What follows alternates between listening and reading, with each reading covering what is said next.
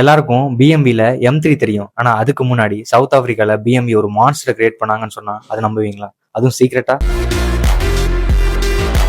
இந்த கார் எவ்வளவு ரேர்னா மொத்தமாவே வெறும் 200 யூனிட்ஸ் ப்ரொடியூஸே பண்ணாங்க. பிஎம்வி பத்தி பேசுங்க நிறைய பேர் சொல்லிட்டீங்க. உங்களுக்காக இது பிஎம்வி சீரிஸ் எபிசோட் 1. இது மாதிரி உங்களுக்கு பிடிச்ச கார்ஸ் அண்ட் பைக்ஸ் பத்தி நிறைய தெரிஞ்சுக்கணும்னா லேர்ன் வித் லோக்ஸை ஃபாலோ பண்ணிட்டு வெயிட் பண்ணி பாருங்க. இந்த கார் சாதாரண கார் கிடையாது, ரொம்ப எக்ஸ்ட்ரீமான ஒரு கார்.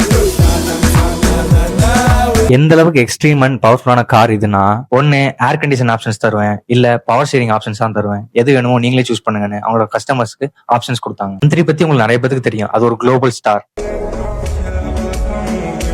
லைட்டர், ஷார்ப்பர், பக்காவான ட்ராக்குக்கு ஏத்த கார். இந்த காருக்கு வந்தா இது ஒரு ஆப்போசிட்டான ஒரு கார். ஒருவேளை இந்த கார்லயும் ஜாஸ்தி யூனிட்ஸ் ப்ரொடியூஸ் பண்ணியிருந்தா இந்த காருக்கும் M3 விட ஃபேன் ஜாஸ்தியா இருந்திருப்பாங்க நான் நினைக்கிறேன். எப்படின்னு தெரியல, நீங்க கமெண்ட்ஸ்ல மென்ஷன் பண்ணுங்க. பிஎம்இ ஒரு சாதாரண கார் கம்பெனியா மட்டும் இருந்திருந்தா இப்படிலாம் கார் ப்ரொடியூஸ் பண்ணிருக்க முடியாது. ஒரு கார் ஃபேமுக்கு, ஒரு கார் ஃபியருக்கு. சவுத் ஆப்பிரிக்கன் கார்னு சொன்னால அந்த காரோட பேரு 333i.